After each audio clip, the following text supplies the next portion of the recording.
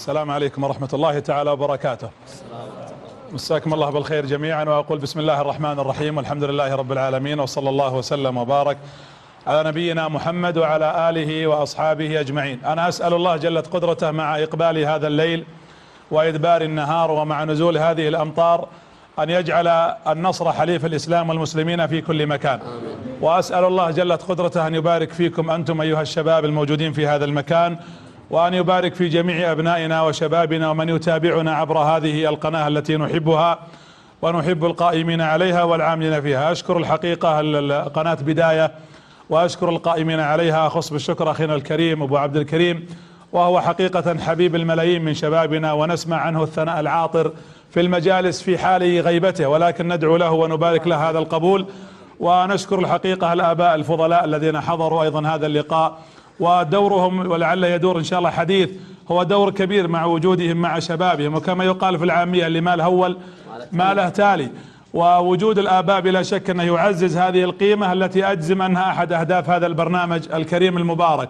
أشكر أخي طبعا فضيلة الشيخ غرم البيشي وأبو سعود جزاه الله خير على دعوته وعلى إلحاحه، وأنا لا أريد أن أرد وأبادل الثناء بالثناء، لكني أدخر له دعوات ولإخوانه الصادقين أمثاله في ظهر الغيب بأن يعينه رب العالمين وأن يسدده. وأنا أقول له عبر قناة بداية وعبر من يشاهدنا من محبيه، أقول إن المسؤولية عليك اليوم عظيمة، لأن عشرات بل مئات بل أكثر من ذلك من شبابنا في هذه البلاد وفي غيرها يرونك قدوة، وأنت محل هذا النظر إن شاء الله تعالى. فعليك وعلى إخوانك البذل الكثير في توجيه شبابنا. أحييكم أيها الشباب، وأشكركم أيضا على جلوسكم وعلى حضوركم، وأشكر من حضر معي، وأسأل الله جلت قدرته أن يعيننا على طاعته وأن يستعملنا جميعا في مرضاته، اللهم آمين. أنت إذا تحدثت عن محمد بن عبد الله تتحدث عن أعظم شخصية عرفها التاريخ. يعني يكفي أننا نتحدث عن رجل عظمه ربه. لما عرج بالنبي إلى السماء كان جبريل سفيرا معه، يعني مرافق معه في كل خطوة.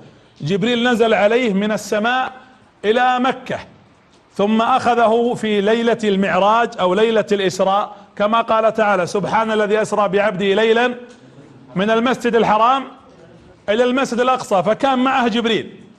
ثم من تلك المرحلة وقفوا في المسجد الأقصى، فصلى النبي كما تعرفون بالأنبياء، كل الأنبياء.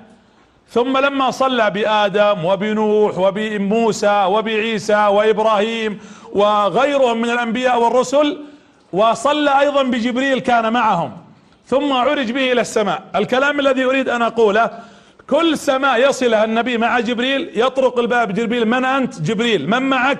محمد. فيؤذن له بالدخول. لما بلغ النبي وجبريل إلى سدرة المنتهى، هذه السدرة وقف جبريل وقال لمحمد: الآن أنت تقدم. قال الرسول: أنت معي، يعني من مكة أنت معي ترافقني إلى المسجد الأقصى، ثم إلى السماء الدنيا، ثم الثانية، ثم الثالثة، حتى السماء السابعة. ولما وصلنا عند هالسدرة وقفت، قال: هذه السدرة لا أستطيع أن أتجاوزها. لم يدخل هذا المكان أحد ولم يؤذن لأحد أن يدخله إلا أنت يا محمد يا ابن عبد الله. ولذلك الله جل وعلا قال عند سدرة: ولقد رآه نزلة أخرى عند سدرة المنتهى. يعني شاف جبريل مرتين على هيئته الحقيقية. رآه يوم نزل عليه وهو في الغار يتعبد على هيئته، لما قال: ارفع رأسك يا محمد، فرفع النبي رأسه فإذا بجبريل له 600 جناح على كرسي بين السماء والأرض. يقول هنا شفته بطبيعته. قال: فرأيته في ذلك المشهد وذلك الموقف عند سدرة المنتهى. ودخل النبي إلى ذلك الموضع ولم يستطع جبريل أن يتقدم. يقول النبي: التفت في ذلك المشهد فنظرت فإذا بجبريل 600 جناح ما بين شحمة أذنه إلى عاتقه مسيرة 500 عام. طرف جناح قلب به قرية لوط كما تعرفون. والنبي يقول: لو وضع أو لو فرد جناح واحد من أجنحتي لغطى ما بين السماء والأرض. قال النبي: رأيت جبريل في هذا الموضع كالثوب الحلس، يعني الثوب البالي اللي مليان ماء ومنطول في الأرض من شدة خشوعه لله جل في علاه. فنحن نتحدث عن قامة، عن شخصية عظيمة. سنتحدث في فصول عن سيرة الرسول، المدة 3 أشهر.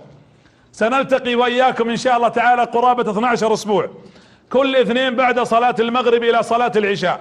اقسم بالله العظيم انني قرأت السيرة مرارا وتكرارا، واعلم علم يقين ان الحديث عن النبي لا تأخذه سنوات، لأننا لو تحدثنا عن كل جوانب الحياة، حياة الرسول عليه الصلاة والسلام، عن الهدي، عن السنة، عن السيرة، عن العلاقة الزوجية، عن العلاقة الأبوية، عن القيادة، عن الجهاد، عن الفتوحات، ستتحدث عن سيرة مليئة. ولذلك أنا سأحاول أختصر لكم السيرة في 12 لقاء، لكن من الآن أقول شرطين. الشرط الأول سأتحدث ببساطة، ما راح أتكلف. الشرط الثاني سأتحدث عن أمور عملية. حنا هدفنا اليوم الاشياء العملية، الاشياء النظرية موجودة ومبسوطة في الكتب وفي مراجع السيرة. حنا امامنا شباب الان ويتابعنا خلف هذه الشاشات ملايين الشباب. نريد شباب يقتدي. اليوم غابت القدوات، اليوم يصدر لنا اشخاص بعيدين عن كل البعد عن القدوة الحقيقية. اذا لم يكن محمد صلى الله عليه وسلم هو القدوة، من يكون اذن القدوة؟ النبي عليه الصلاة والسلام هو الذي صنع الحضارة، هو الذي صنع التاريخ، هو الذي صنع لنا كل شيء في الحياة، بمعنى ان التاريخ قبل محمد شيء والتاريخ بعد محمد شيء اخر. وانا اطلب منكم وارجو من اخواني المشاهدين ان نستشعر وجود النبي صلى الله عليه وسلم. حنا في السعودية على سبيل المثال ترانا قريبين من مدينته، يعني الواحد منا لو اراد اليوم يزور مسجد النبي صلى الله عليه وسلم ركب السيارة او في الطائرة ساعة او ساعة وشوي، فاذا به في طيبة الطيبة، وسلم على النبي عند قبره، ووقف على اثار المدينة. والذي يقف الان في المدينة النبوية قد يكون موضع قدمك اللي تقف فيه كان موضع قدم النبي صلى الله عليه وسلم.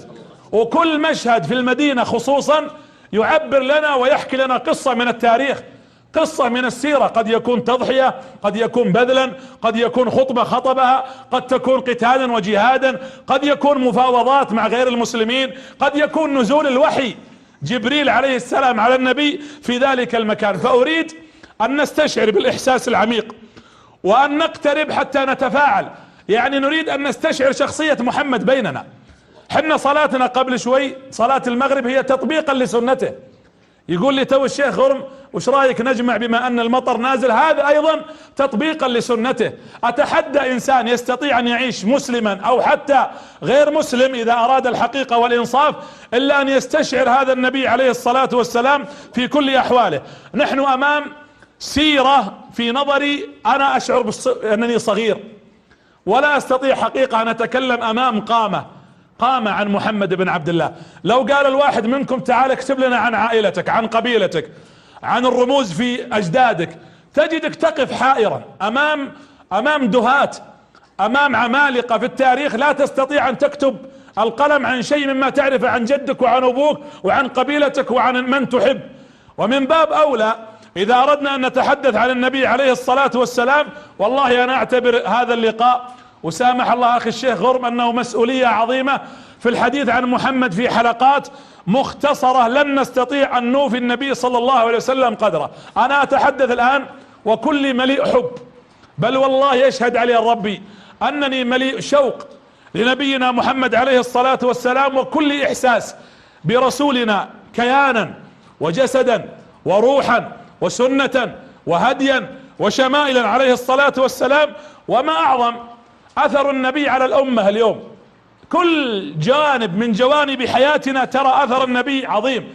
دروس نريدها من هذا اللقاء، من عرض السيرة مع الرسول مع النبي. انا اريد دروس عملية كبيرة ايمانية، اريد دروس في الامل وعدم اليأس. عندنا مشاكل، حنا عندنا امة اليوم تحارب وتقتل وتباد بالملايين حتى اصبنا بالاحباط. عندنا مشاكل في بيوتنا، عندنا مشاكل في وظائفنا، عندنا مشاكل في علاقاتنا الاجتماعية، عندنا مشاكل مع الاقارب والارحام. هذا كله قد يصيب الانسان بالاحباط. انا اريد ان ندفع بالامة الى الامل، الى التفاؤل عن طريق سيرة محمد صلى الله عليه وعلى اله واصحابه وسلم. سيرة النبي مليئة، اذا اظلمت الدنيا كلها فاليكم بنور السيرة والنبوة لانها نور الارض. النبي لما دخل المدينة يقول انس والله كأني برسول الله يوم دخل المدينة قادما من مكة في الهجرة كيف اشعت نورا وضياء بدخوله. ويقول أنس ويقول الصحابة: والله يوم مات النبي أصبحت المدينة ظلمة، لأن النبي قد افتقدته الأمة. نعم، الأمة لما تفقد هذا السراج المنير وهذا النبي الكريم تصبح الأرض مظلمة. نأخذ دروس في الأخلاق العظيمة، أخلاق كريمة. أنت تتحدث عن إيش؟ وأنا أبحث الحقيقة في السيرة قبل يومين كنت أفكر أتكلم عن ماذا، قلت أخصص حديث عن الأخلاق تحديدا. قلت السيرة بحد ذاتها هي تمشي أخلاق. الرسول عليه الصلاة والسلام كل حركة، كل نفس، كل قيام له، كل جلوس، بل حتى نومه، بل حتى خلاءه، دخوله للخلاء عليه الصلاة والسلام فيها تربية واخلاق وقيمة لأمته صلى الله عليه وسلم. دروس في الحق، دروس في الصبر على الحق. ترى الحق غالي. اليوم بعضنا يقوم لصلاة الفجر في البرد، في شدة البرد وربما مع نزول الأمطار قد يتثاقل الخروج للمسجد، لكن فيها دروس على الصبر على الحق. اليوم تفتن في دينك، تأتيك فتن دنيا، فتن في الشبهات في عقيدتك، فتن نساء، فتن مال، فتن أموال، فتن أبناء، لكن الثبات على الحق تجدها في سيرة النبي صلى الله عليه وسلم. تجد الدروس في البذل، في الوفاء، وأصبح الوفاء عملة نادرة اليوم للأسف الشديد، في العطاء، تجد الدروس في التخطيط، في الإدارة، في السياسة، في التعامل مع الأسرة، في التعامل مع الزوجة، في التعامل مع الأبناء، في الحكم والإمارة، في الوزارة. تجد كيف تخطط للنهضة. عندنا اليوم دورات تدريبية قومة وقعدة، كيف تكون ناجحا، كيف تكون متميزا، كيف تكون إداري ناجح. أقسم بالله لو نثرنا السيرة نثرا حقيقيا واستنبطنا منها الدروس لوجدنا أننا سنجد نهضة متكاملة في سيرة النبي صلى الله عليه وآله وسلم. سؤال أسألكم إياه: هل شفتم شخصية أنجح من شخصية محمد عليه الصلاة والسلام في الأرض؟ أتحدى أن تجد على مستوى الشخصيات العالمية كلها الرسول ترى مقطوع من الأعلى، ومقطوع من الأسفل، ومقطوع من النصف. مقطوع من الأعلى كيف من يعطيني مقطوع من الأعلى؟ ليس له أب ولا أم. ومقطوع من الأسفل ما له أبناء ذكور.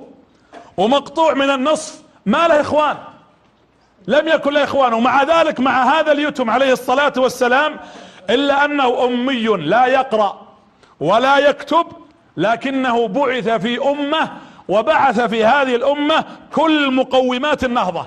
23 سنة كانت هذه الأمة تراها أمة ترعى الغنم بس، وتطوف على صنم، مجانين، ما عندنا قيمة. كنا قبل محمد بن عبد الله نطوف على حجر ونسجد تحت شجر ونتعبد للبشر، وجاء محمد وغير الموضوع. أصبحت القسوة رحمة، وأصبح الظلم عدل، وأصبحت الفوضى إلى انتظام. أصبحت الأمة اللي ترعى الغنم هي الأمة اللي تقود الأمم اليوم. أصبحنا والله العظيم ان الأمة هذه في 25 سنة استطاع محمد يجعلها رقم 1، واستمرت الأولى 1000 سنة. اليوم أول دولة إسلامية رقمها في الأمم المتحدة مع الدول في مصافة 140 مع العلم ان مقومات النهضة والنجاح موجودة في الأمم، في كل الأمم. أمتنا بمحمد عليه الصلاة والسلام تغيرت. أمة كانت الزعماء فيها من كل مكان، قبائل متناحرة، كل قبيلة لها حاكم، لها أمير، ولها رئيس. وجاء النبي صلى الله عليه وسلم فجمع الأمة على كلمة واحدة، وجمع هؤلاء المتفرقين على بل حتى الأعداء، حتى الكفار شهدوا بأن النبي أعظم قائد وأعظم زعيم عرفه تاريخ البشرية كلها. الرسول نجح في حياته، وهو الناجح الأول بالوحي، بالإيمان بالله جل وعلا، بالتخطيط، بالتضحية، بالبذل. أنجح تجربة في تاريخ الأمة. وبصراحة أنا قلتها: التاريخ قبل محمد شيء، والتاريخ بعد الرسول شيء. بعض الحكام اليوم وبعض الوزراء وبعض مديري المدارس وبعض الآباء ما يقدر يسوس بيته، ويمكن يموت وتنتهي تاريخه منذ أن يموت، لأن لم يعزز في الأمة قيما كما عززها النبي صلى الله عليه وآله وأصحابه وسلم. هذه الحقبة أتحدى واحد يدرس التاريخ حتى من غير المسلمين، يريد دراسة تاريخ الأرض البشرية، ولا يمر على تاريخ الحقبة اللي هي فيها تاريخ النبي صلى الله عليه وسلم، لا يمكن. والذي لا يدرس تاريخ الرسالة وتاريخ بعثة الرسول لا يمكن ان يعرف حقيقة التاريخ الحقيقي ويعلمه للعالم. الامة تغيرت، الدول العربية، الامة العربية، العالم العربي، مصر، المغرب العربي، الشام، العراق، تغيرت 180 درجة بعد النبي صلى الله عليه وسلم. الأندلس كيف كانت قبل الإسلام وكيف أصبحت بعد الإسلام، وحينما فتحها الصحابة رضي الله عنهم، أذربيجان، الجمهوريات السوفيتية كلها كيف كانت قبل الإسلام وبعد ما جاء الإسلام ودخل الإسلام وأصبح الإسلام هو الديانة الأولى. قوى عظمى سقطت، الفرس، الروم، كلها بسبب هذا الإسلام. أوروبا تعلمت العلم، بل نهضت أوروبا باعترافهم هم اليوم، أوروبا العصرية الحديثة اليوم، بسبب الإسلام ودخول المسلمين فيها. ولذلك كل الدنيا اكتشاف رأس الرجاء، اكتشاف أمريكا بسبب الإسلام وبسبب محمد صلى الله عليه وآله وأصحابه وسلم. الحقوق اليوم، الحقوق البشرية، حق المرأة، حق الطفل، حق الآباء. اليوم في أحد يعرف حقوق المرأة غير الإسلام؟ كانت المرأة قبل الإسلام تؤد، تقتل، يتعيرون. العرب كانوا يقول إذا جتها امرأة كان يجد العار، لكن الإسلام جاء وهذب هذا الموضوع وبين أن المرأة لها حقها، لها احترامها، لها قيمتها. فوضع الإسلام حق المرأة، حقوق الكبير. اليوم في الغرب الرجل الكبير والمرأة المسنة ليس لهم مكان إلا دور العجزة. عندنا في الإسلام تجد الأبناء يقترعون، يحط قرعة من يعيش أبوه عنده أمه، يجد الشرف يقبل راس أبوه وأمه ويحب يدها ويقول تكفى تعالي عندي في البيت، أبغى وجودك عندي لأن وجودك معي في بيتي هو النور والراحة.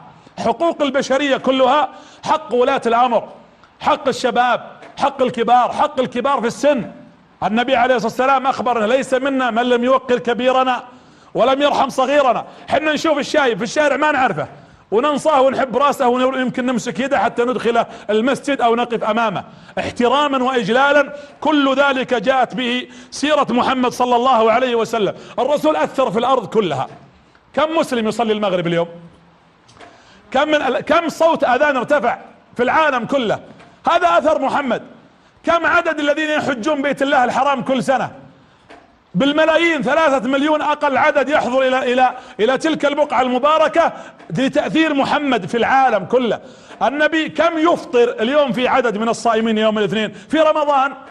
ملايين البشر يجلسون على سفرة ينتظرون فقط يؤذن المغرب ويفطرون. حنا بعضنا ما نقدر نجمع عيالنا نقعد على سفرة واحدة. اتحدى في الغالب بيت يقعد مع عياله الفطور والغداء والعشاء ما نقدر احيانا.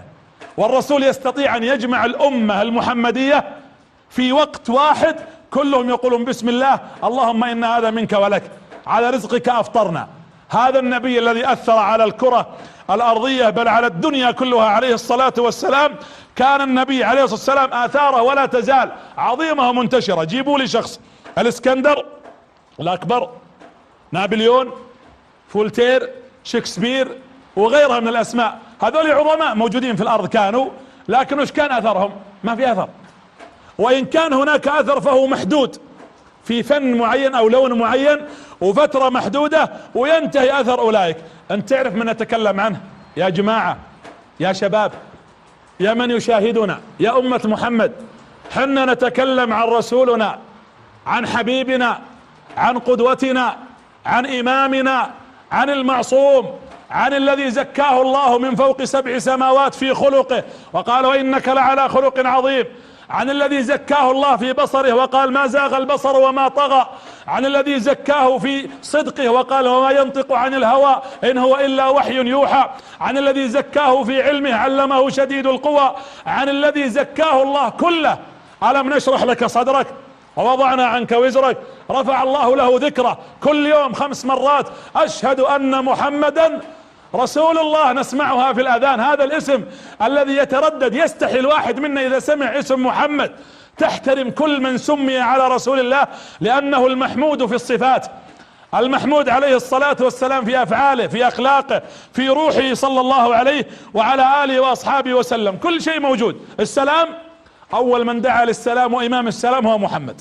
العدل، هو أول من حارب الظلم ونادى بالعدل. الموازنة بين الحق والعدل، الموازنة بين المادة والروح.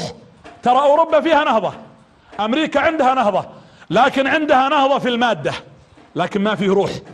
الرسول استطاع أن يمزج، أن يدمج بين الروح والمادة.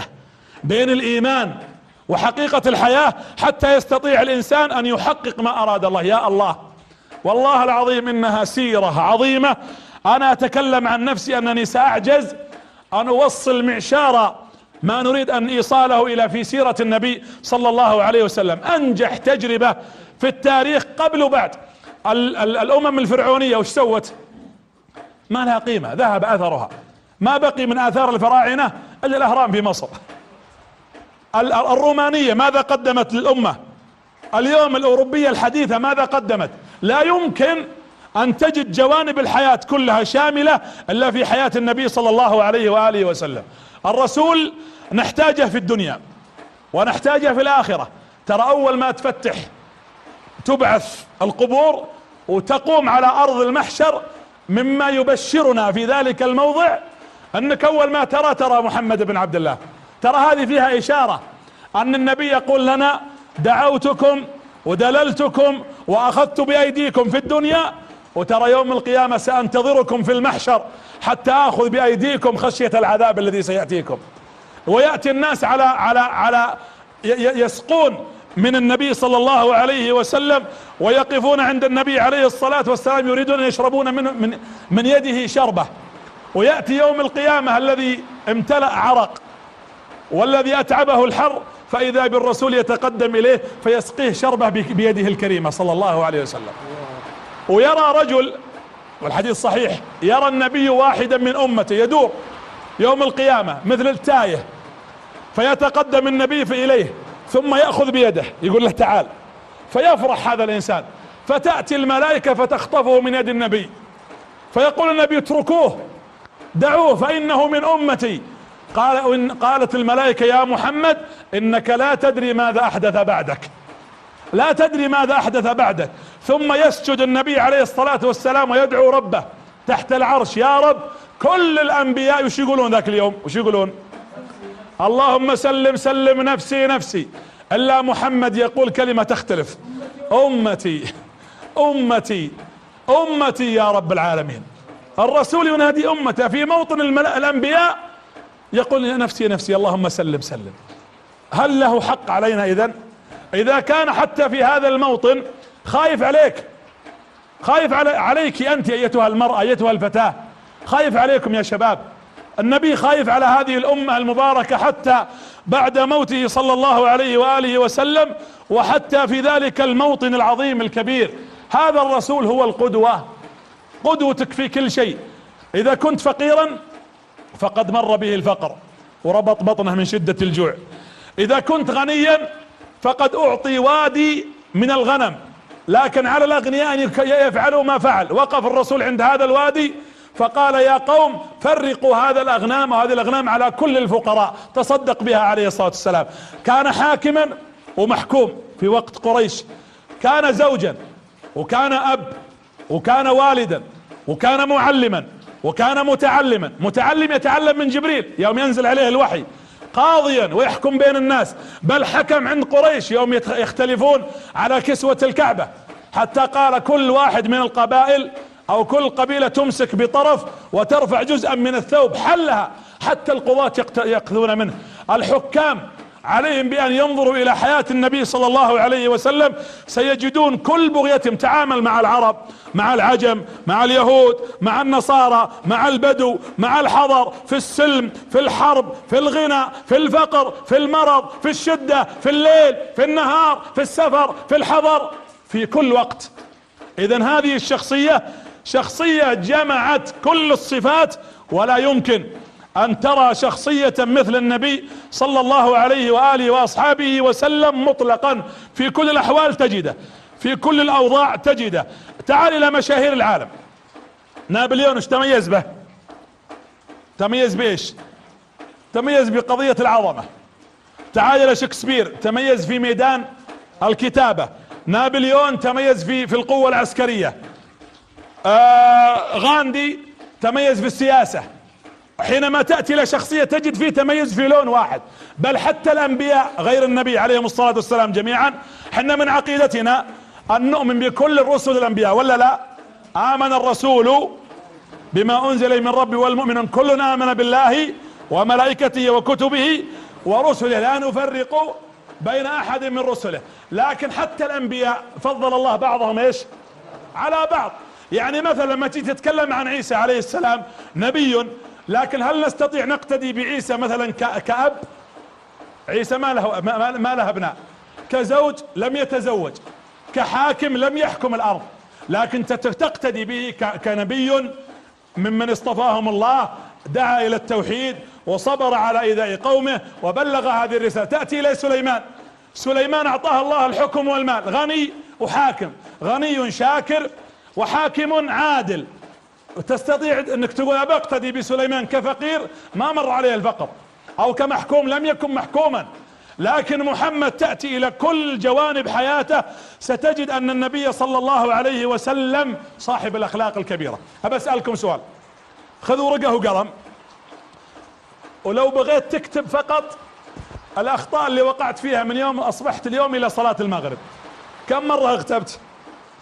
كم مرة نظرت نظرة قد لا تكون جيدة او غير مرضي عنها لله؟ كم غمزت؟ كم رسالة ارسلت؟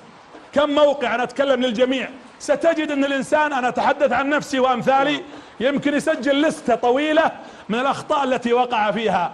النبي عليه الصلاة والسلام ما غضب رسول الله الا للحق، لكن لم يغضب على احد قط الا لله. ما كذب قط، ما غدر قط، ما خان قط، ما في خيانة، ما يذكر الرسول خان حتى قبل البعثة. ما كذب، ما سجد لغير الله قط، ما عبد غير الله قط، ما غدر عليه الصلاة والسلام. جاء عبد الله بن ابي السرح، رجل كان من المنافقين يبغى يدخل في الاسلام، لكنه بيت في نيته الغدر، ودخل على النبي فقبله الرسول وقبل منه. ويوم طلع من عند النبي قال الرسول للصحابة لما ادخلتموه علي؟ ليش دخلتوه علي؟ قالوا ما بلغتنا يا رسول الله، لو انك لو رأيته او مأت لنا يعني غمزت لنا كان فهمنا منك يا رسول الله واخرجناه. فقال النبي عليه الصلاة والسلام ما كان لنبي من انبياء الله ان تكون له خائنة عين. لا يمكن اقعد اغمز لكم طلعوا فلان ولا فلان ما يصلح لي، لا، انا لا يمكن ان افعل ذلك. حتى الغمزة التي فيها مصلحة للإسلام ما فعلها النبي صلى الله عليه وسلم، لأنها ليست أخلاق الأنبياء. الرسول خلقه الأمانة والصدق قبل البعثة. وش كانت تقول عنه قريش؟ الصادق الأمين. ولما بعث النبي كان خلقه ايش؟ القرآن. إذا ما ظنك برجل قبل البعثة صادق وأمين، وبعد البعثة كان خلقه صلى الله عليه وسلم القرآن. عظيم في سياسته. يوم الخندق الصحابة خايفين وزلزلوا زلزالا ايش؟ شديدا. وقف النبي يناظر الموضوع، فقال النبي عليه الصلاة والسلام نغزوهم اليوم ولا يغزوننا. هذه نظرة نبي صلى الله عليه وسلم. تجد في الروحانيات عظيم، في الإيمانيات يركع، اسمعوا شو يقول في الركوع: سبوح قدوس رب الملائكة والروح، بعد سبحان ربي العظيم. ثم شو يقول؟ اللهم خشع لك قلبي، خشع لك سمعي، خشع لك بصري، خشع لك مخي، خشع لك عظمي، خشع لك عصبي، خشع لك دمي. خشوع غريب، وهو الذي سيدخل الجنة من غير حساب ولا عذاب صلى الله عليه وآله وسلم. الرسول عظيم وهو يتحدث في العفو، كان يطبق العفو. يقف في يوم فتح مكة فإذا بأولئك الكفار الذين آذوه كلهم أسرى بين يديه: ما أنت صانع بنا يا محمد؟ هم يقولون وش بتسوي؟ بتقطعنا، بتأمر بصلبنا، ستضربنا، بتجعل العبيد تلعب علينا، أنت الآن فقط ستتفنن في تعذيبنا. قال اذهبوا فأنتم الطلقاء. عفو عام، أنا ما أبغى منكم شيء. النبي صلى الله عليه وسلم عظيم وهو يعرف قدر هذه الدنيا. مالي والدنيا إلا مالي وللدنيا إلا كرجل استظل تحت ظل شجرة ثم راح فتركها، لأنه يعرف عظيم صلى الله عليه وسلم في شجاعته. حتى معكم يا شباب مواقف كثيرة. وقف مع النبي وجد شباب يمشون في السكك، ناداهم قال تعالوا، يلعبون بالحصى، فقال خذوا هذا النبل، يعلمهم كيف يرمون النبال، فارموا فإن أباكم كان راميا. قالوا كيف نرمي؟ فحطهم فرقتين مثل ما يسوي ابو سعود وربعه، حط مجموعتين، الحديث صحيح، فقال هؤلاء انتم ارموا هؤلاء ثم يرمونكم، يعلمهم الرماية. فوقفوا يرمون بعض، ثم اتى النبي قال انا ساكون مع هالمجموعة، يشجعهم ويقف معهم، فقال ارموا انتم، فما رموا المجموعة الثانية. قالوا يا رسول ليش ما ترمون؟ قال كيف نرمي وانت معهم؟ ما نقدر نرمي عليك يا رسول الله. فوقف النبي بينهم وجمعهم، قال انا معكم كلكم، ارموا فان اباكم رماة او اباءكم رماة. عمرو بن أمية شاعر شباب، تقول للرسول امه تقول للرسول يا رسول الله ان ولدي عمرو يحب الشعر، شعر الجاهلية، من يوم يصبح ليمسي ويقلدهم ويتغنى باشعارهم. الرسول سمع منها وقال اتركيه فاني سوف اخبره بما عندي. ومر النبي في السكك وشاف عمرو بن أمية في السكة واقف مجمع له شباب بزلان ويلقي عليهم قصائد من قصائد الجاهلية. فقال الرسول تعال يا عمرو انت الشاعر. شوفوا كيف المعاملة. وهذه نصيحة للآباء، اذا بغيت تنصح ولدك خاوة اقترب منه، لابد يكون في احتواء. قال انت الشاعر؟ قال نعم. قال تعال اركب معي. مر انت بسيارتك وتركب معك واحد. شوفوا قضية الاحتواء. فركب مع النبي على بغلته. ثم قال النبي لعمر يا عمر سمعت انك شاعر الشباب، يعني انت شاعر، اسمعني ماذا تحفظ. فجلس يخبر النبي. يقول عمر فتغنيت بين يديه ب100 بيت.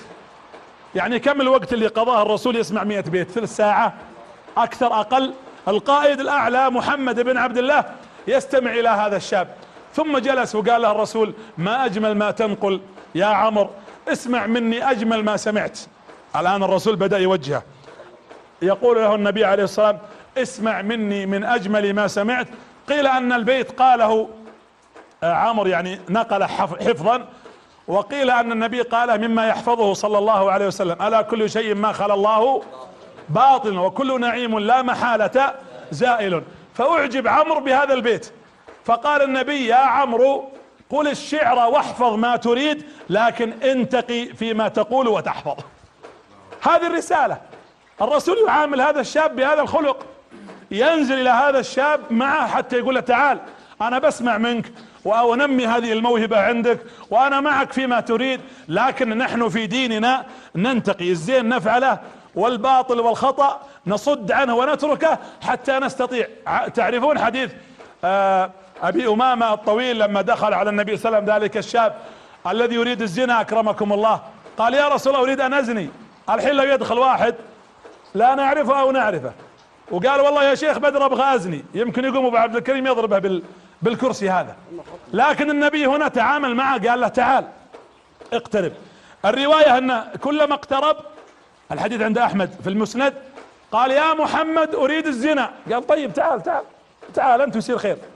وهو يقترب يقترب يقترب حتى وقف عند النبي. المتوقع ان يعطيه كف ولا لا، ولا يأمر الصحابة يضربونه او يربطوه. قال النبي صلى الله عليه وسلم اترضى الزنا لامك؟ لانه اراد الرسول يحرك فيه الغيرة. عندنا احنا غيرة موجودة. ترضى الزنا لامك؟ قال لا. قال ترضى لزوجتك؟ لا. اختك؟ لا. ما يرضى لمحارمه. فقال النبي وكذلك الناس لا يقبلون الزنا لمحارمهم ايا كانوا. ثم وضع النبي يده على صدره وقال اللهم اشرح صدره واحصن فرجه كما جاء بعض الالفاظ.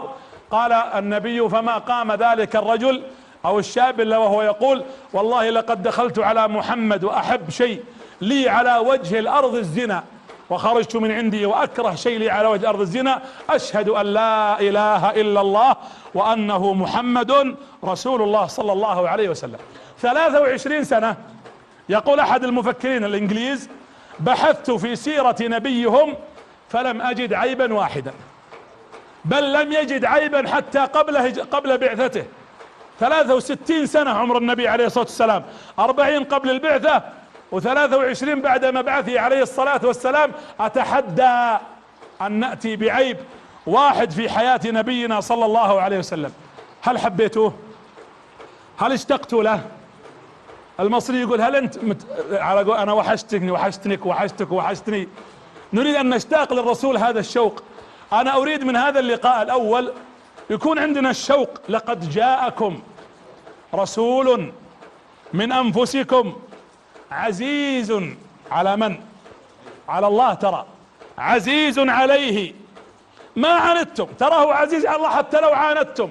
حتى لو ما قبلتم الحق، عزيز على الله حريص عليكم. حريص، حط تحت حريص 100 خط.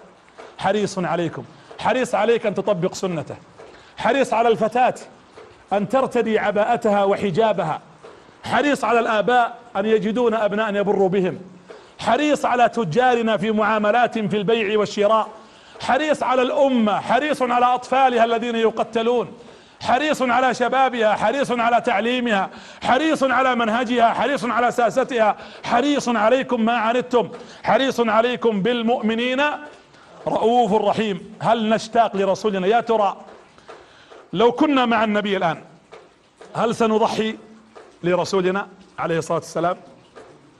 هل سنضحي له؟ نعم، قل نعم مثل ما قال الأخ، نعم سنضحي له وسنبذل أرواحنا للنبي عليه الصلاة والسلام. الرسول يقول جابر وجه النبي أبغاكم تتخيلونه أبيض مشرب بحمرة. يقول جابر كنت ذات مرة أمشي في ليلة مقمرة، ليلة بدر، والقمر في السماء، يقول فإذا برسول الله في وجهي، يقول فأنظر فإذا بالنبي أمامي، وارفع راسي فوق والقمر في السماء، والله إني أرفع راسي تارة وأنزر عيني تارة، ووالله إن وجه رسول الله عندي أعظم من القمر في السماء المكتمل من جماله. يقول أنس كان النبي إذا تبسم كأنه فلقة قمر، كأنه قطعة قمر، كأن وجهه مذهبة صلى الله عليه وسلم. أنت تريد رجلا جمع الله له بين نورين، نور الوجه ونور الإيمان والرسالة والطاعة عليه الصلاة والسلام. يقول عبد الله بن سلام يهودي، يقول يوم سمعت بأن رسولا بعث قلت سأذهب لمحمد بسأل مجموعة أسئلة، يعني يبغى يحرج النبي. يقول فدخلت عليه فرأيت وجهه كالمذهبة من نور، فوقف، تخيل عدو لك، يقول فوقف عبد الله بن سلام يقول هذا نبيكم هذا نبيكم هذا نبيكم، لأن الوجه الذي رأيناه وجه الذي فيه النور هو رسول بحق صلى الله عليه وآله وسلم. اشتاقوا له. تمنى أنت اللحظة هذه أنك تضمه ويضمك، وأنك تحضنه، وأنك تشم رائحته، وأنك تجلس معه، وأنك تمس يده. يقول أنس والله ما مسست يدا ألين ولا أرق ولا أنعم من يد محمد صلى الله عليه وسلم، كأنك ماسك لك حرير عليه الصلاة والسلام. يقول عمر بن الخطاب، عمر القوي، عمر ذو بأس قوي شديد عمر، يقول مر النبي علي في سكة من سكك المدينة فرآني فقال تعال يا عمر، يقول فأقبلت عليه قال فوالله ما إن أخذ حتى أمسك يدي بيده، يعني شبك أصابعي بأصابعه. عمر بن الخطاب هذا لان، يقول التفت عليه من غير شعور قال يا رسول الله والله إنك عندي لا أحب الناس، حركتك هذه جعلت محبتك عندي تخالط جسدي. فقال النبي له أكثر من مالك يا عمر؟ تحبني أكثر من مالك؟ قال والله أكثر من مالي. قال أكثر من عيالك؟ قال أكثر من أبنائي. قال أكثر من أهلك؟ قال أكثر من أهلي. قال فنزع يده مني وقال وأكثر من نفسك؟ يقول قلت لا أنا ما أحبك أكثر من نفسي. قال لا يا عمر حتى أكون أحب إليك حتى من نفسك. يقول عمر فجلست ثم قمت ومشيت شوي وجلست أتفكر يناظر السماء، فرجعت وعيناي تذرفان. راوي الحديث عبد الله بن عمر، يقول عبد الله فرأيت أبي أقبل فقلت والله حتى من نفسي يا رسول الله. قال الآن يا عمر، يعني الآن اكتمل إيمانك يا عمر. لا يكتمل إيمان عبد حتى يكون الله ورسوله أحب إليه من نفسه وأهله وماله والناس أجمعين. قال عبد الله فقمت فسألت أبي، قلت يا أبتي خرجت من عند رسوله وأنت تقول لا أنا نفسي أكثر منك، ورجعت وأنت تقول لا بل أنت أكثر من نفسي يا رسول الله، ما الذي غيرك؟ يقول عمر اسمعوا الكلام الجميل، طبقوها يا شباب يا بنات يا أمة محمد. قال عمر فوقفت مع نفسي أنظر إلى السماء وأفكر، قلت أحب إلي نفسي أو رسول الله؟ هل أحتاج إلى النبي أكثر ولا النفسي أكثر؟ يقول سويت مقارنة، قلت والله إني أحتاج إلى رسول الله أكثر من نفسي. يقول فعلمت أن سبب خروجي من الضلالة إلى النور هو رسول الله، وأن الذي سيقف على باب الجنة ويدخلنا الجنة هو رسول الله، فعلمت أنه هو أحب إلي من نفسي. يا شباب من الذي انقذنا من الكفر؟ من الذي اخرج هذه الامة كلها من الضلال والضياع؟ يا مرأة يا بنتي، من الذي جعل لك هذه القيمة وهذه الحشمة؟ من الذي دلك على ما ينفعك؟ من الذي وطن الامة على ان تحترمك؟ من الذي سترك وجعل الحجاب نورا وسترا في الدنيا لك؟ هو رسول الله. اذا يستحق هذا النبي، هذا الامام المعصوم عليه الصلاة والسلام، ان نقف بين يديه وان نحبه وان نعمل من اجله. قال الله جل وعلا: قل ان كان اباؤكم، عدوا معي، عدوا الاصناف. قل ان كان ايش؟ اباؤكم، كملوا، وابناؤكم، هذا كم؟ 2. واخوانكم، كم؟ وازواجكم، وعشيرتكم، واموال اقترفتموها، وتجارة تخشون كسادها، ومساكن ترضونها 8 احب اليكم من الله ورسوله. هذه كلها حلال ولا حرام؟ اذا حبيت ابوك في خطأ، اذا بررت بامك في خطأ، اذا احببت زوجتك الحب الشرعي خطأ، اذا احببت مالك الحب المنطقي خطأ، كلها حلال. لكن ان كانت احب اليكم من الله ورسوله وجهاد في سبيله فتربصوا حتى يأتي الله بأمره، والله لا يهدي القوم الفاسقين. لا يمكن ان تقدم ها8 محبوبات اللي هي من شهوات الدنيا، واللي هي قد يترتب عليها اجر اذا احببناها، ما لم نحب الله ورسوله اكثر من محبتنا لهذه ال8، بل لدنيانا كلها. اذا نحن نحتاج الى نبينا صلى الله عليه وسلم في دنيانا وفي اخرانا. الله ماذا قال لمحمد؟ ولسوف يعطيك ربك. من يفسر لي هالآية؟ من يعطيني معناها؟ هيا يا شباب تفضل. يعطيك الله من افضل الدنيا حتى ترضى يعني. جميل، هذا احد المعاني. في معنى ابعد شوي. طيب وش اللي يرضي النبي صلى الله عليه وسلم؟ الرسول يبغى الدنيا؟ الجنة. يريد الجنة، لكن يريد من ربه. قال الله جل وعلا هالآية: ولسوف يعطيك ربك فترضى. قال العلماء: يرضى محمد اذا دخل كل من وحد من امته الجنة. تخيل كيف شوقه لك، يوقف يوم القيامة: يا رب هذا من عبادك وهذا قد وحدك. فيقول الله جل وعلا: يا ملائكتي اذهبوا فانظروا هل له من حسنات. ويدخلون يدورون له فلا يجدون عنده الا لا اله الا الله. فيأتون يقول: يا رب لم نجد عند هذا الا لا اله الا الله. قال: ادخلوه بلا اله الا الله ولنرضين محمد بن عبد الله. يا الله، لازم نرضي محمد. رسولنا لن يرضى الا اذا رأى كل من وحد من امته دخل الجنة. ألا يستحق الحب؟ ألا يستحق اتباع السنة؟ قل إن كنتم تحبون الله فاتبعوني يحببكم الله. اللي ما يقدر يصلي الفجر ويقول أنا أحب الله ورسوله هذا يكذب. التي لا تستطيع أن تضع الحجاب الشرعي حقيقة وهي تقول أحب الله ورسوله تكذب. الذي لا يقوم بحق أبويه الوالدين برا وإحسانا ويقول أحب الله ورسوله يكذب. الذي يأكل المال الحرام ويسرق أموال الربا ويقول أحب الله ورسوله كذاب. الذي لا يقيم صلاة الجماعة مع المسلمين في المسجد ويدعي محبة الله ورسوله كذاب. محبة النبي عليه الصلاة والسلام باتباع سنته، بالسير على هديه، بالسير على طريقته واقتفاء أثره صلى الله عليه وعلى آله وأصحابه وسلم. في حرمة امرأة، يا أمهات، يا أخواتي، يا بناتي، المرأة في الإسلام قدمت الشيء الكثير. لا تتصورين أنك لا تستطيع أن تقدمي شيئا. في غزوة أحد حرمة، طلع أبوها وزوجها وأخوها واثنين من أبنائها في المعركة. ولما أقبل الجيش الناس طالعين يشوفون من الحي من الميت من عيالهم. وغزوة أحد كما تعرفون أشيع بأن النبي قتل صلى الله عليه وسلم. فخرجت المرأة في مدخل المدينة تنتظر البشاير، فأقبل عليها الجيش قالوا لها: يا أم فلان أحسن الله عزاءك في أبوك في أبيك. قالت: دعني من أبي، ما هي أخبار رسول الله؟ وين الرسول؟ يقول لها أبوك مات في الغزوة الحين. قالت: دعني من أبي، أين رسول الله؟ قال: هو بخير. قالت: والله لا أثق ولا يرتاح بالي حتى أراه بأم عيني. ثم تمشي شوي تركض ويجيها رجل آخر قال احسن الله عزاءك في زوجك. قالت دعك من زوجي، كيف رسول الله؟ الرسول كيفه؟ قالوا هو بخير. قالت والله لا يهنأ لي بال ولا تقر لي عين حتى أراه بعيني ثم يقبل عليها قابل فيقول احسن الله عزاءك في أخوك، تقول دعني من أخي، ما هي أخبار رسول الله؟ حتى قال لقد مات ابنيك الاثنين، أبوها وزوجها وأخيها وابنيها ماتوا في المعركة. قالت والله لا يهدأ لي بال.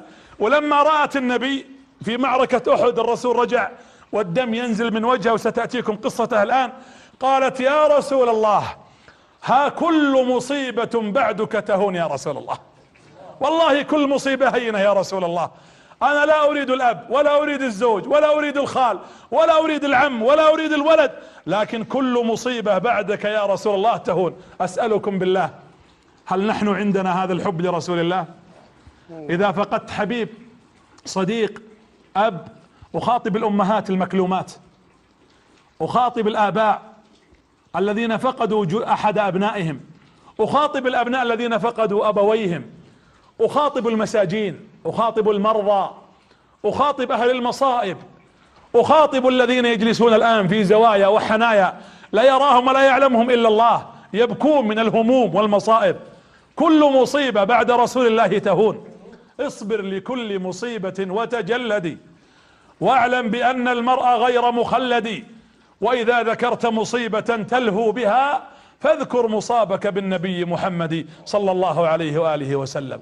تقول كلهم ليس لهم قيمة ما دام رسول الله حيا وما دام النبي صلى الله عليه وسلم بخير. أبو دجانة في معركة بدر يقول رأيت قريش حملت على النبي، قريش عرفوا أن الرسول في ذاك المكان وحملوا عليه، يعني أجهشوا وذهبوا جهزوا الجيوش وذهبوا هناك يرمون ويضربون. يقول أبو دجانة فرأيت الرماح تروح للمكان اللي فيه الرسول، فركضت إلى رسول الله ثم تترس بي، يعني ضميته وأصبحت ترسله، فأصبحت الرماح تقع في ظهري. يقول الصحابة والله رأينا أبو دجانة بعد المعركة كأنه قنفذ من كثرة الرماح التي نشبت في ظهره وهو يدافع عن النبي صلى الله عليه وآله وسلم. تقدر؟ بعضنا تهان سنة النبي أمامه ما يتكلم، بعضنا يهان الحق بين يديه ولا ينبث بكلمة. هذا النبي يدافع عنه ويصبح جسده كالقنفذ من كثرة الرماح والسيوف رضي الله عنه. ما المطلوب؟ طيب الرسول مات الآن، أنا لا أطالبك إلا أن تتبع محمد وتغار على سنة محمد. السنة غالية، الإسلام غالي. نعم، الرسول يسأل الصحابة يقول لهم أي الناس أعجب إيمانا، جالس مع الصحابة يقول لهم وش رأيكم أي الخلق أكثر إيمانا؟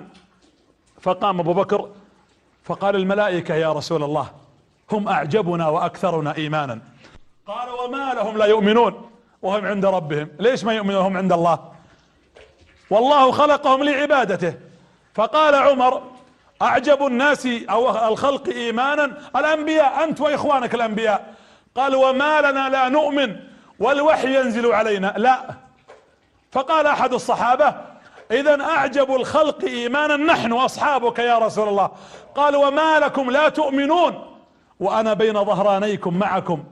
إنما أعجب الناس إيمانا هم أمتي الذين آمنوا بي ولم يروني. أنتم أعجب الناس إيمانا. احمدوا الله على هذه التزكية. تزكية من من؟ الرسول يتعجب من إيمانكم. حنا في هذا المكان الطيب وهذا المسجد الطاهر يتعجب ربنا من إيمانكم به، لأنكم آمنتم به ولم تروه. ما رأينا هذا النبي صلى الله عليه وآله وسلم. فهذا النبي عليه الصلاة والسلام هو الذي يشتاق لنا، يحبنا كما نشتاق له. يقول النبي إني لا أشتاق إلى قوم لم يأتوا بعد.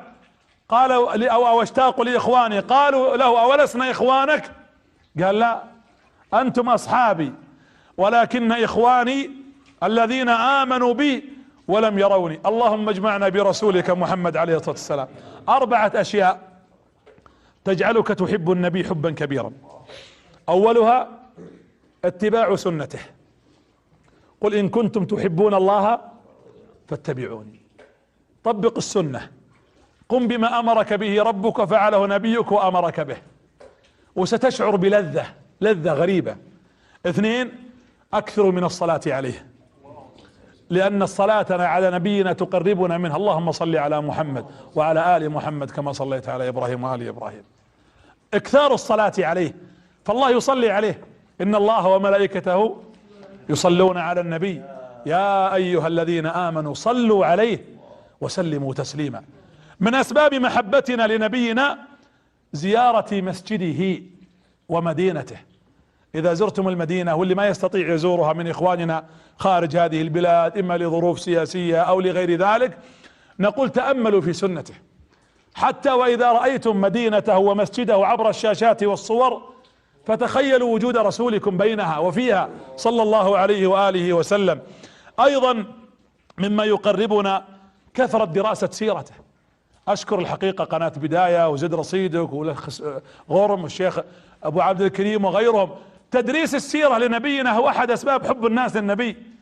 اليوم يطلعون لنا في القنوات يأتون بأناس والله لا خلاق لهم، ويحاولون ان يصدرونهم بانهم قدوات، وتجد ابنائنا الصغار يقتدون، يعرف قصة هذا اللاعب وهذا الممثل وهذا المغني وهذا المشهور الفلاني باجل انه فقط يخرج عبر الشاشات. القدوة الحقيقية التي ينبغي ان تصدر للناس هو نبيكم صلى الله عليه وسلم. في احد هذه القصة مؤلمة.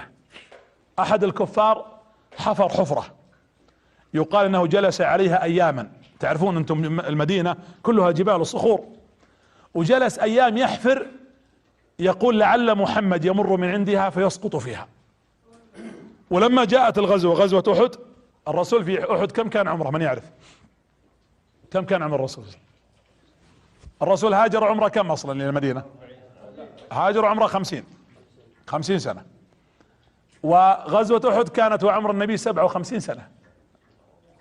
والرسول في اثناء الغزوة لم ينتبه للحفرة فسقط في داخلها عليه الصلاة والسلام، فارتطم وجهه بالحجر وصب الدم. النبي كانت عليه الخوذة، الخوذة هي التي توضع على الرأس ولها حديد يغطي الخدين، وفيها يعني اسنان من حديد حتى تربط من هنا وتغلق على بعضها، يضعها المجاهد والمحارب الى الوقت المعاصر هذا. فلما سقط النبي في الحفرة تألم ظهره ووجهه وكسرت رباعيته اسنانه. اراد ان يقوم يصعد، يقوم يقف في الحفرة، فاذا برجل من الكفار يقال له ابن قمئة يشوف الرسول يبغى يقوم ومعه السيف، فضرب النبي على سيفه مصفحا، يعني يضربه بالعرض على رأس الرسول. فجلس يضرب النبي على رأسه من هنا ثم وجهه من يمين ومن يسار، فدخل الحديد، حديد الخوذة في وجه النبي، وبدأ الدم يخرج اكثر، فركض الصحابة يبكون. وهنا اشيع ان النبي قتل، واول من تقدم ابو بكر يرفع ويقول فدتك نفسي يا رسول الله، والنبي يصب الدم من وجهه حتى يقول الصحابة والله لم نرى عينه من انفه من فمه من كثرة الدم. يقول ابو بكر فحاولت ان اخلع الخوذة فما استطعت، ابي اشيلها من شدة دخولها في جسد الرسول ما قدرت. فتقدم ابو عبيدة بن الجراح فقال اقسمت عليك يا ابا بكر ان تترك النبي لي. فتقدم ابو عبيدة وسج النبي، يعني رفعه واسدحه على الارض. يقول فحاول ان يخرج تلك الخوذة فما استطاع، فقام يمسكها بفمه يعني يعضها، يقول من شدتها، فيقول فتنكسر اسنان ابو عبيدة والخوذة يلا تطلع، حتى يقول مع كل عضة له تتكسر جزء من اسنانه ويرميها رضي الله عنه، يريد ان ينقذ النبي صلى الله عليه وآله وسلم.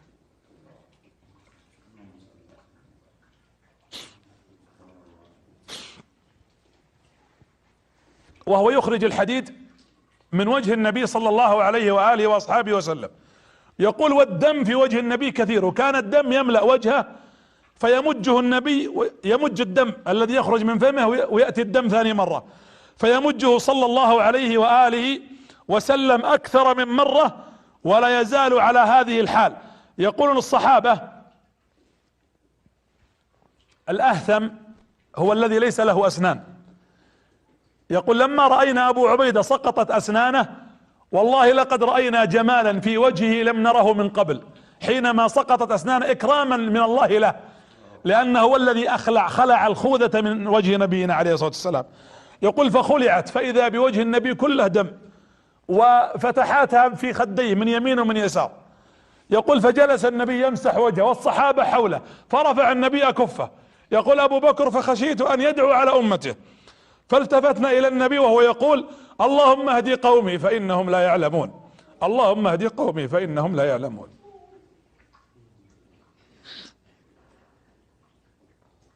اللهم اهدي قومي فإنهم لا يعلمون. بعد هذا المظهر والمنظر يدعو لقومه وأمته بالهداية، أن يهديهم الله. يا رسول الله تؤذى، تضرب، تكسر رباعيتك، يسيل دمك تضحية لأمتك، ويؤذونك، والله قادر على أن يجيبك في هذا الموطن، ويدعو ربه في تلك اللحظات اللهم اهدي قومي فإنهم لا يعلمون. يعني لا يعلمون الحق، ولا يعلمون من أنا، ولا يعلمون الذي أنا أردت أن أوصل لهم ما أوصله لهم يا رب العالمين.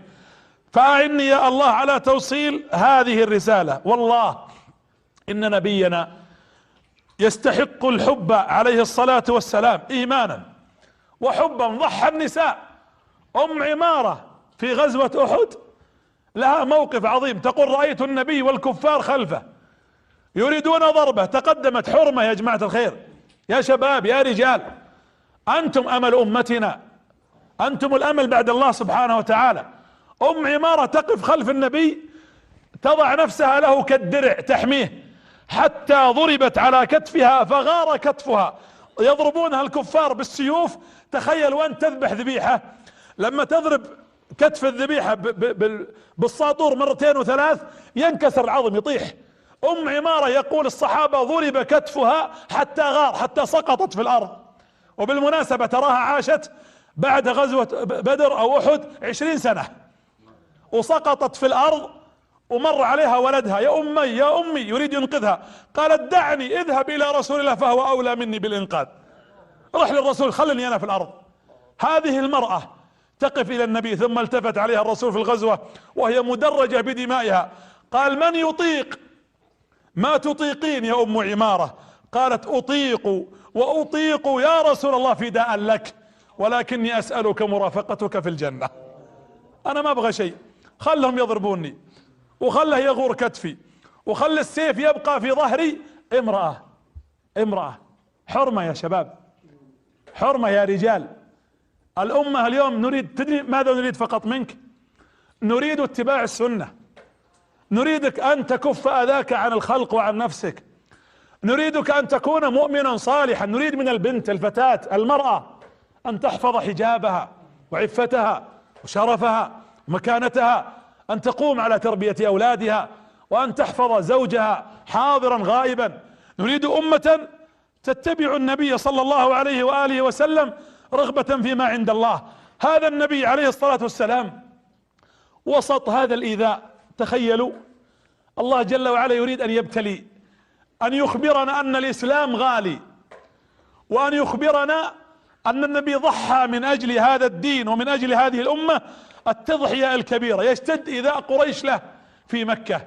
تخيل لما اشتد الأذى يموت أعز الناس إليه، تموت خديجة حاضنته وزوجته الكريمة الشريفة رضي الله عنها وأرضاها، ويموت عمه أبو طالب. لو الموت بيدك أنت، لو الله جل وعلا قال لك خذ يا فلان موت خديجة وأبو طالب في يدك، متى تخليهم يموتون؟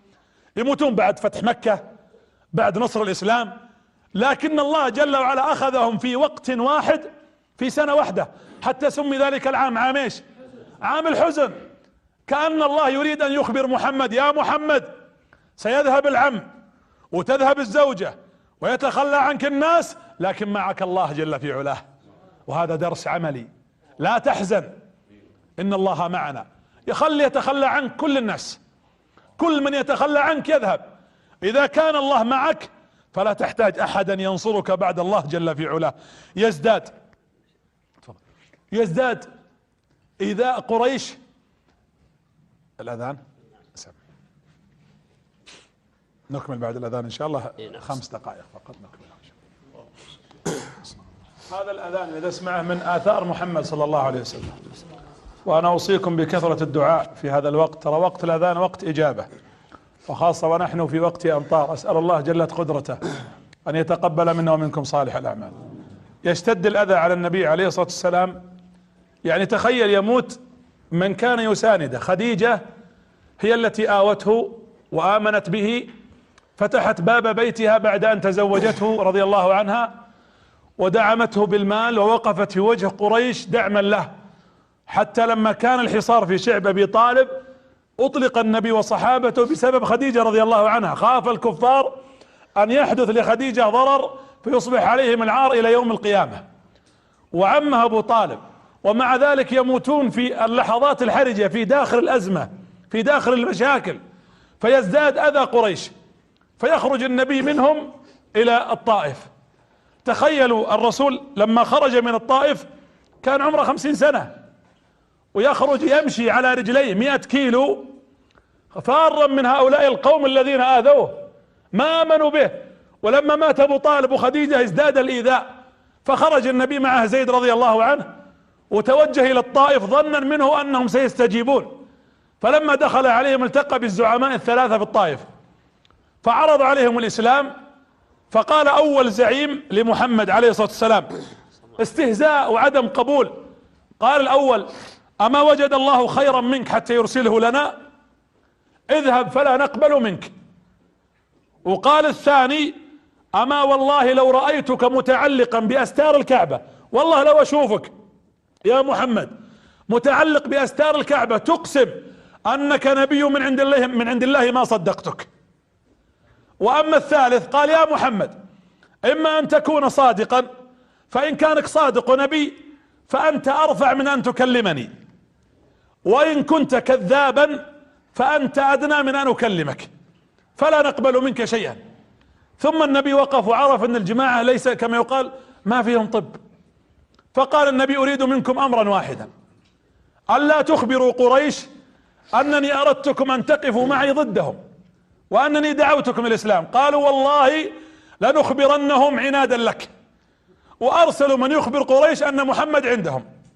ثم أخرجوا كل البلد، كل الطائف أخرجوها وصفوا صفين، منهم من يرميه بالحجارة من يمين، ومنهم من يرميه بالحجارة من يسار. والنبي يمشي بينهم. يقول زيد رضي الله عنه: والله إنا نمشي من كثرة الحجارة والطوب كأنها أشجار فوقنا، من كثرة ما يرمونهم، وشتم وسب. فإذا بالنبي يمشي مع شدة المشي والركض، وإذا برجليه تدخل في الحجر وتنشق ويخرج منها الدماء صلى الله عليه وآله وسلم، والحصى من كل مكان. فإذا بنبينا يخرج، وإذا بصاحب بستان يعطيهم عنبا أو تمرا، وإذا بزيد يقف عند النبي عليه الصلاة والسلام. يقول: فوقف الرسول ما شعر بنا، وقف والدماء تسيل.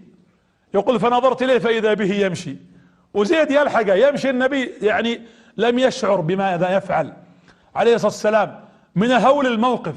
يقول: فأمشي خلفه وإذا بدموعه تذرفان صلى الله عليه وعلى آله وأصحابه وسلم. وإذا بنبينا صلى الله عليه وسلم في هذا المشهد يقف مع غروب الشمس كما روى ذلك زيد: اللهم يا رب، اللهم إني أشكو ضعفي إليك، اللهم يا رب المستضعفين، اللهم أنت ربي، اللهم إني أشكو ضعفي إليك وقلة حيلتي وهواني على الناس، أنت ربي ورب المستضعفين، إلى من تكلني؟ إلى عدو يتجهمني هؤلاء، أو إلى قريب ملكته أمري قريش؟ إن لم يكن بك غضب علي فلا أبالي، غير أن عافيتك أوسع لي. أسألك بنور وجهك الذي أشرقت له الظلمات وصلح عليه أمر الدنيا والدين. ويدعو ربه ويلح. في هذه اللحظات نزل ملك الجبال ومعه جبريل، فإذا بنبيكم عليه الصلاة والسلام يقول له جبريل: يا جبريل يا محمد ارفع رأسك فإن الله أرسل لك ملك الجبال. يقول: إن أردت أن أطبق عليهم الأخشبين لأطبقته. يقول ابن كثير وهي من الإسرائيليات: قال له ملك الجبال: إن الله يقول يا محمد إنك عزيز علي وإنهم قد هانوا عندي. أنت اليوم عزيز عند الله، وش تبي؟ ماذا تريد؟ فقال النبي في هاللحظة: لا تطبق عليهم الأخشبين، لعل الله يخرج من أصلابهم من يقول لا إله إلا الله. أي رحمة. بالله عليكم يا شباب، يا أمة، يا بنات، ما نقدر نطبق سنة من سننه؟ بكر للمسجد. الآن أذن العشاء، أنا أنصح أبنائي الآن يقومون يذهبون للمسجد، سنته. ادخلوا المسجد، استحضر وأنت تذهب الآن للمسجد أن كل خطوة تخطوها واحدة ترفع حسنة وأخرى تحط سيئة. استشعر وأنت تذهب إلى بيت الله جل في علاه أنك في الصلاة ما دمت تنتظر الصلاة. قم الآن، قبل رأس والدك ووالدتك، اذهب إلى أعمامك، أقاربك، أرحامك، إخوانك، ابعد القطيعة عنك، كن واصلا برحمك، طبق ما أمرك به رسولك صلى الله عليه وعلى آله وأصحابه وسلم. فيقول هذه الدعوات، وأنا بالمناسبة أقول لكل المستضعفين، إخواننا في سوريا، في فلسطين، في العراق، إلى من سكبت دماؤهم وأريقت على أرض اليمن، إلى إخواننا في كل مكان، إلى كل مستضعف، إلى أخواتنا المضطهدات، إلى المساجين، إلى أولئك الضعفاء، قولوا ما قال نبيكم: اللهم إنا نشكو ضعفنا إليك وقلة حيلتنا وهواننا على الناس، أنت ربنا وربهم ورب المستضعفين. إلى من تكلنا؟ إلى عدو يتجهمنا أم إلى قريب ملكته أمرنا؟ إن لم يكن بك يا الله غضب علينا فلا نبالي، غير أن عافيتك أوسع لنا. اللهم إنا نسألك بنور وجهك الذي أشرقت له الظلمات وصلح عليه أمر الدنيا والدين أن تنصر دينك في كل مكان يا رب العالمين. هذه مقدمتي عن نبيكم صلى الله عليه وسلم. أردت الحديث حبا وتشويقا له حتى ندلف إن شاء الله تعالى في لقاءاتنا الأخر في سيرته العطرة. سأختصر معكم في بقية المجالس الأخرى إن شاء الله مختصرا هذه السيرة حتى ننتهي في آخر جلسة أو مجلس أو لقاء في وفاته صلى الله عليه وسلم. أريد دروسا عملية تطبقها الأمة، أريد الشباب، هذا قدوتكم، طريقكم الحق المضيء المنير هو طريق محمد بن عبد الله.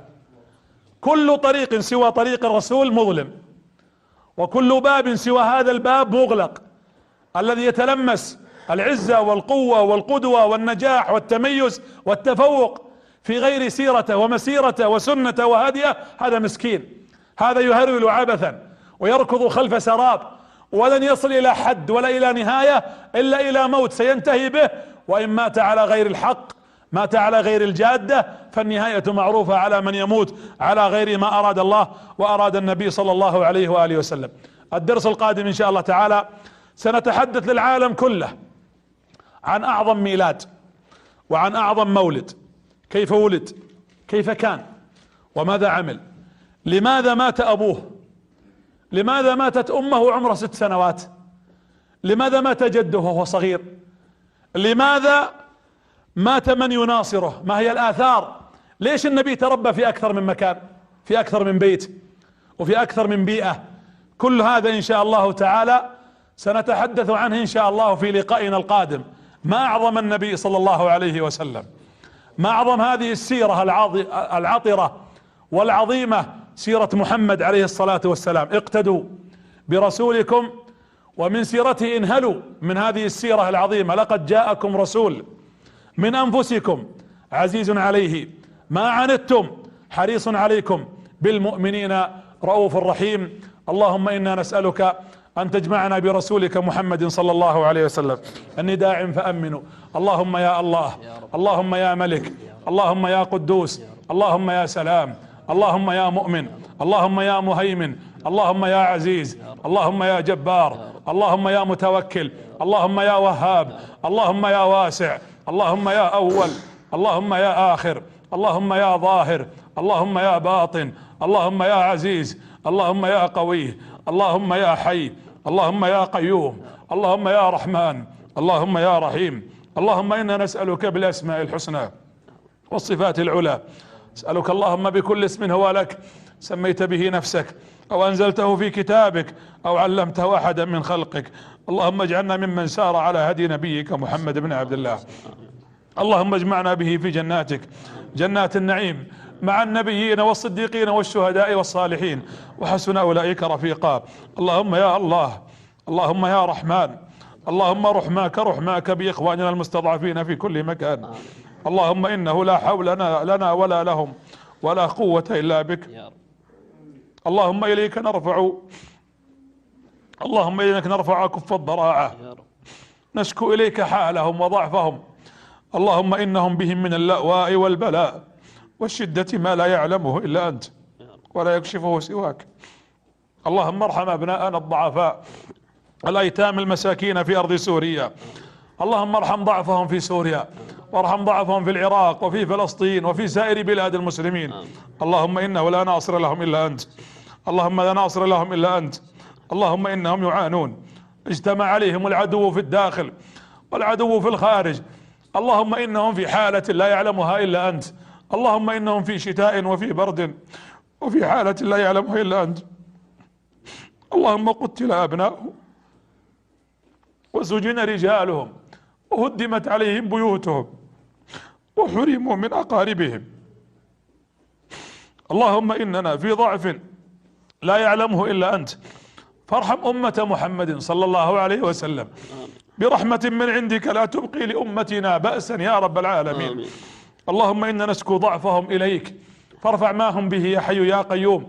كلهم ناصرا يوم قل الناصر، ومعين يوم فقد المعين، يا أكرم الأكرمين. اللهم عليك بعدوك وعدوهم. اللهم من عاداك فعاده، ومن مكر بهم فامكر به. اللهم عليك بأعداء الملة أجمعين، اللهم عليك بأعداء الملة أجمعين. اللهم أنت الله لا إله إلا أنت، أنت الغني ونحن الفقراء، وأنت القوي ونحن الضعفاء. اللهم أنزل علينا الغيث ولا تجعلنا من القانطين.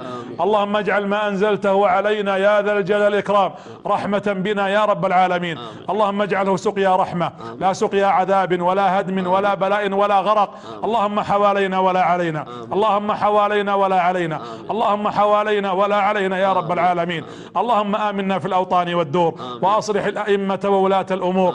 اللهم اجعل بلادنا هذه المملكة العربية السعودية بلاد الحرمين الشريفين آمنة مطمئنة رخاء يا رب العالمين.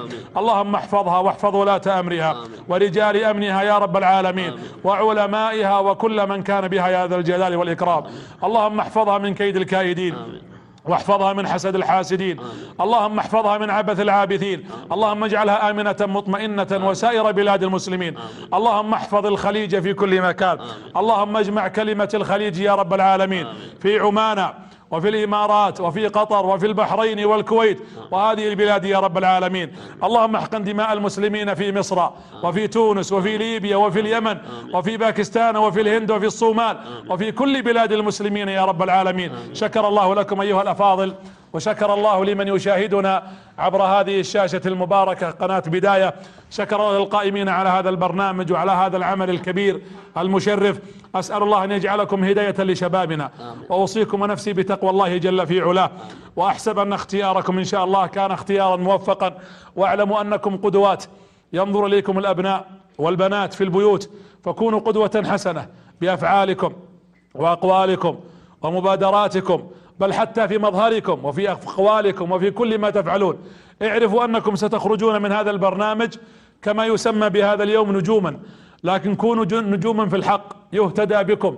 إياك أن تؤخذ عنك كلمة أو يؤخذ عنك حركة أو يؤخذ عنك مظهرا أو يؤخذ عنك ملبسا أو أمرا لا يليق بسنة حبيبك، بل ولا يليق حتى بعد ذلك بشخصيتك كرجل وكإنسان مسلم تنتمي إلى محمد بن عبد الله، ثم تنتمي إلى هذه الأمة المباركة التي نسأل الله أن يجمع أطرافها وأن يقويها، إنه ولي ذلك والقادر. شكرا أخي الشيخ غرم، شكرا أبو عبد الكريم، شكرا للآباء، شكرا لقناة بداية، شكرا حقيقة إلى هذا البرنامج زد رصيدك على هذا الحرص وعلى التوفيق الحقيقة الذي يفعلونه لشبابنا.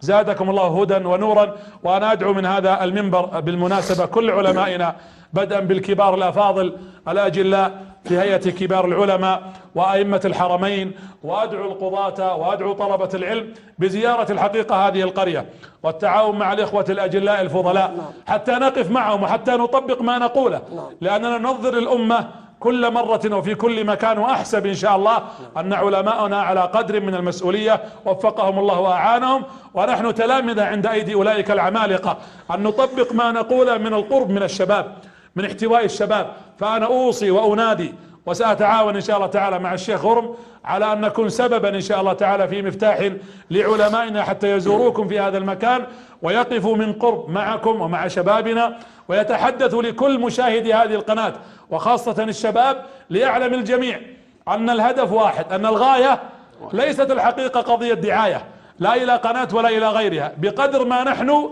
نريد أن نجمع شبابنا ونريد أن نوجه شبابنا منطلقين من كتاب الله ومن سنة النبي صلى الله عليه وسلم، وسيرا على منهج سلف هذه الأمة الصالحين، واقتداء كذلك بالفضلاء في كل مكان. حفظ الله علينا أمننا وأماننا، والله تبارك أعلم، وصلى الله وسلم على نبينا محمد، والسلام عليكم ورحمة الله وبركاته.